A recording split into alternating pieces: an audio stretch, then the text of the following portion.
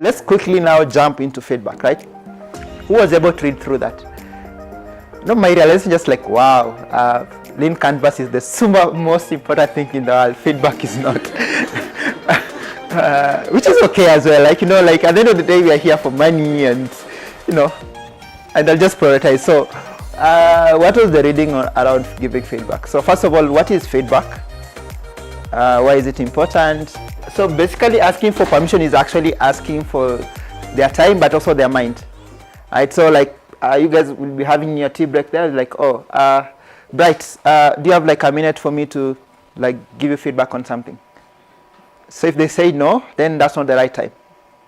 Right? Don't just go like, oh, but then I didn't like how you came in the morning today. Yeah. So first of all, sort of prepare them for that, right? Are we good? Yeah, you don't have like, okay, can I have 2 minutes of your time so I can give you like really good feedback? No, just like, can I have like a minute or so to talk to you about something? So always prepare that point, or like to give you feedback on something, right? And then the second thing is state of the observation. What do you guys think this means? Setting the observation is actually like sort of setting the scene, right? So I noticed that today you sort of wore glasses as you did the session. So that's sort of it. So already setting the space, right? Maybe I noticed that you walked in class when the session had already started. So like, oh, I don't like when you come to class late.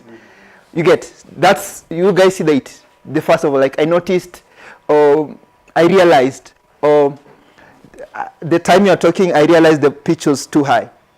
So then like, I don't say like, but I really don't like your high pitch, but I noticed. So what's that observation that you saw?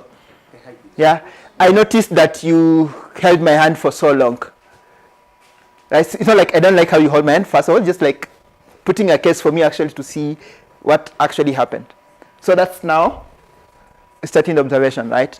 So in the case of someone pitching, I noticed that you are, like the picture of your customer segment is not the same as the one you're talking about. I noticed first of all. And then now from there, like moving forward, I recommend that you look through this and this. You guys see it? It's not like, oh, I don't like your market size doesn't make sense, right? So first of all, give sort of a basis to explain what exactly is the feedback, and then explain the impact, right? So I noticed that today when you came to the session, you actually wore glasses, right?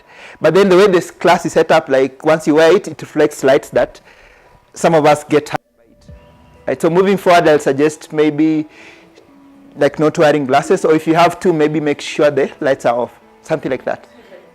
Yeah, you guys see it?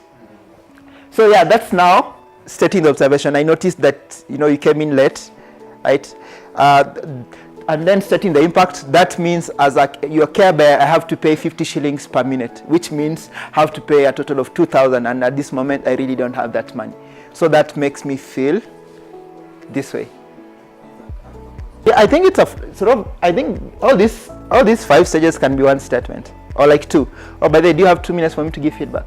So I noticed that when you came into class, you were wearing glasses, which is really nice. Appreciate that fact, right? But then the feeling is, as you stand in front of the class, there's actually a light that you get. So even though I wanted to look cool because I'm really looking cool today, right? Which is okay, right? But then as you move along, right, some of us seated at the back could actually not understand what you're saying. And that made us feel this way. So the impact of that had, right? And then pause. So you're pausing so that the person can sort of take in whatever feedback you're saying, right? But then you just don't say like, but then I don't like your glasses and please go home. Or like, and then you leave it there, right? So it sort of now suggests the next sort of action step. This is in most cases what people miss, right? So you plan to go out on a date with someone, right? You say like, oh, let's meet today or tomorrow at 4 p.m. All of you agree, right? And then it becomes just tomorrow at 3 p.m. but then someone just texts you like, oh, but then I can't make it. And then they leave it there, right? So in most cases, so like all these small elements of life that are super important and people don't notice, right? So if I'm supposed to go out with you and stuff, and then you tell me I'm not gonna make it, and you don't add the statement, so like, I'm not gonna make it simply because like this and this, right? Will tomorrow work for you? It means you have added an element of now considering my aspect. But when you just, but I'm not gonna make it, and then you end it there, then I'm also done like, okay, it's fine, right? So suggesting the next step is normally what we miss. You always react to something and leave it there. So always, this is always the most important element. So like now that you're not gonna meet today, now that I'm not gonna make it for the class today, my next step is to work with my team members to really understand what was covered in class. You guys see it? It's small, but sort of gives a solution to it, as opposed to just like, but then I'm not gonna make it. See why you guys, sometimes you feel mad, we just say like, but then I'm not gonna come to class. Even though I know you'll talk to your friends, but just communicating that sort of helped me realign that, right? So this is sort of suggesting the next step. Sometimes you might not have, but you might say like, maybe you could possibly think about this. So it's not like telling him do this, but maybe think about this, or maybe reach out to someone, or maybe you get. So it's more of a constructive way of giving feedback. I think what I'm also bringing out, and in real life, yeah, you can say like, okay, I can choose not to listen to negative energy, but sometimes it affects you, right? So I think the key is always like, what noise can you absorb and what can you not, right? And so for the cases where you're also getting bad feedback from your customer, the first like thing as I'm done receiving feedback, I'll also even accept the feedback you're giving. Like, oh, thank you so much for your feedback. I appreciate the point you're coming through with that. Like, I really appreciate like the perspective you're bringing in and your worries around this. And so you can sort of use that chance to pitch back and tell you like to maybe nullify those assumptions they're having. Right? Maybe you can say like, yeah, I really understand the concern you're raising. It's like we have had a few of this like coming in through from this, and we feel this could be the case, right? But maybe just a real understanding like this is why this is important, right? And if they don't accept it, again, you have. So I think also one bit of like when there's so much negative energy, sometimes always could be lack of perspective, right? So try to like also like make them understand that you're getting what they're coming from. There are people who will genuinely disturb you, frustrate you. How do you react? So those are some of the, that's why we told you like we're pitching every week, but then there are those different aspects of bringing. So how do you handle that?